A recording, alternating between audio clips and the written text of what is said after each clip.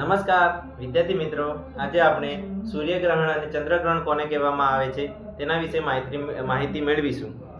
સૌપ્રથમ જોઈએ તો આપણે સૂર્યગ્રહણ કોને કહેવામાં આવે છે. સૂર્યગ્રહણની વ્યાખ્યા જોઈએ તો જ્યારે ચંદ્ર પૃથ્વી અને સૂર્યની વચ્ચે આવી જાય છે અને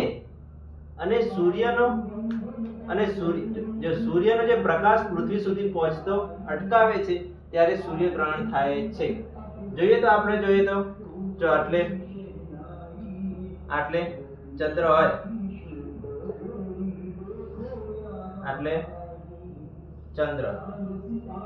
જ્યારે ચંદ્ર એ રોટેશન કરતા જ્યારે તે સૂર્ય અને પૃથ્વીની વચ્ચોવચ્ચ આવી જાય છે અને સેન્ટરમાં આવે છે ત્યારે સૂર્યગ્રહણ થાય છે. અને જોઈએ કે જ્યારે સૂર્યનો પ્રકાશ પૃથ્વી સુધી પહોંચવો જોઈએ, કારણ કે જે ચંદ્ર વચમાં આવી જાય છે એટલે સૂર્યનો પ્રકાશ પૃથ્વી સુધી પહોંચતો નથી, ત્યારે તેને સૂર્યગ્રહણ કહેવામાં આવે છે. સૂર્યગ્રહણ એ મોસ્ટ ઓફલી અમાવસના દિવસે થાય છે. ત્યાર પછી જોઈએ તો આપણે ચંદ્રગ્રહણ કોને કહેવાય છે, ચંદ્રગ્રહણ વિશે પણ માહિતી મેળવીશું.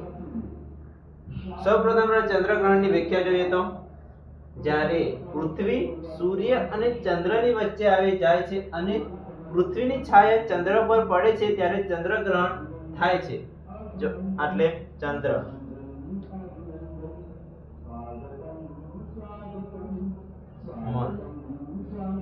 વ્યાખ્યા શું કીધું છે?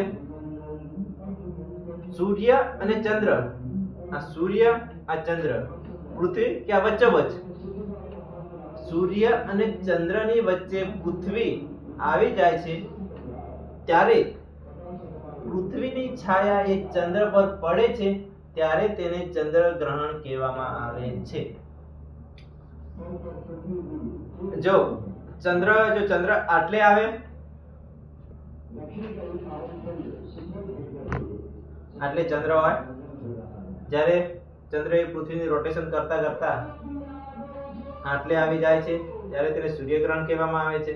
અને ફરીથી તે રોટેશન કરતા એ આટલે આવે છે ત્યારે ચંદ્રગ્રહણ કહેવામાં આવે છે. ફરીથી આટલે આવતા આવી જાય છે ત્યારે તે સૂર્યગ્રહણ, અને ફરીથી તે આટલે આવે છે આ ચંદ્રગ્રહણ કહેવામાં આવે